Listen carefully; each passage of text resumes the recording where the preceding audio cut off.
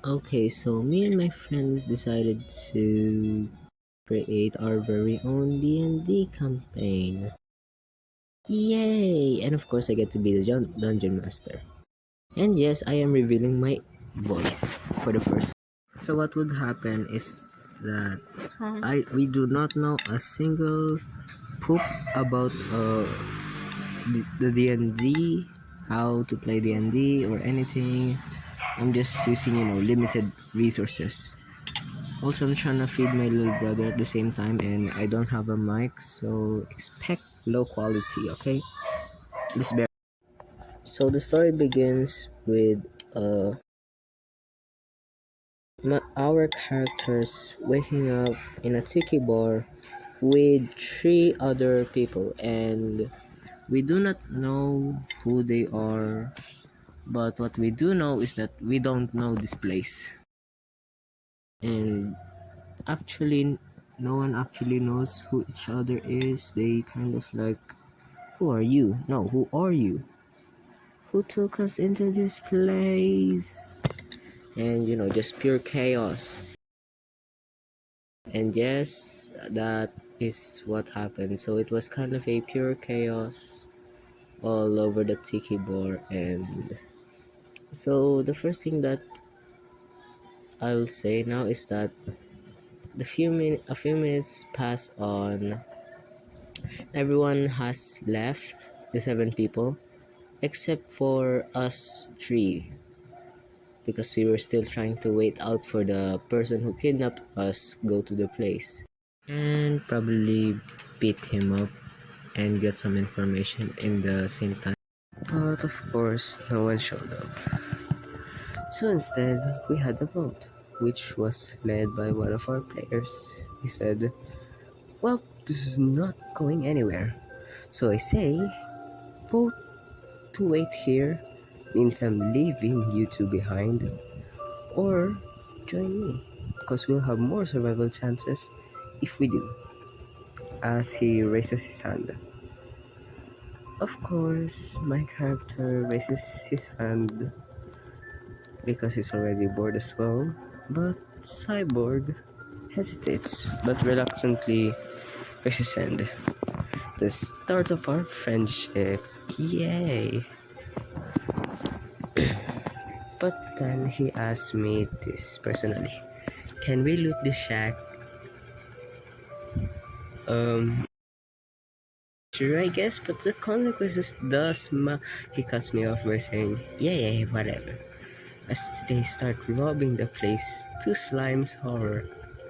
But he joins because he has no weapon.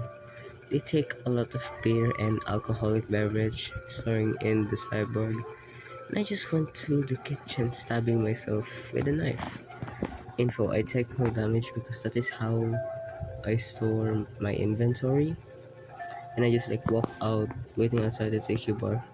Later they come out somewhat drunk, well, mostly the human players, so then we start going, we see a sign, slightly decayed because of, age, with a flashing paint that glows and flickering lights, Christmas lights at least, pointing to this, pointing and saying, "To relaxation paradise."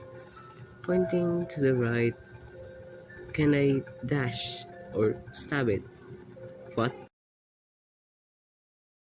I said, can I stab it? Sure.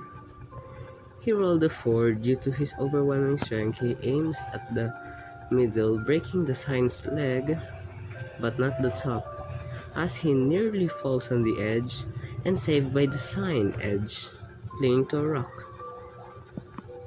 As my character's panicking, he helps him up, making him undrunk with a little force. We make our way onto the direction with a big tree, making other trees look like patches of grass. And the big tree is like a sapling. My character sees a sparkling flare in the distance.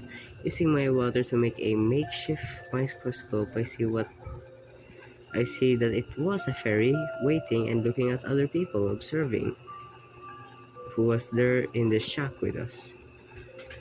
Then she looks at us, which I immediately stop looking at her direction, making me not look suspicious. Since we all had one sign to follow, we left the shack. And then the original owner of the shack sees the mess of his house, bar, whatever, and says, "Why did I choose this job again?" Go. Anyway, this is the first session of the D&D.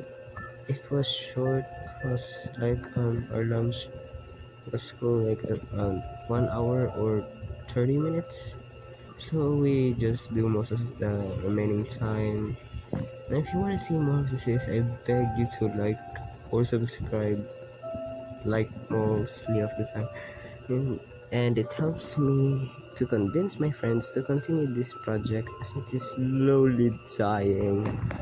And if we do discontinue this series, I can probably beg them slash requesting them to continue the D&D anyway. Bye. Goodbye.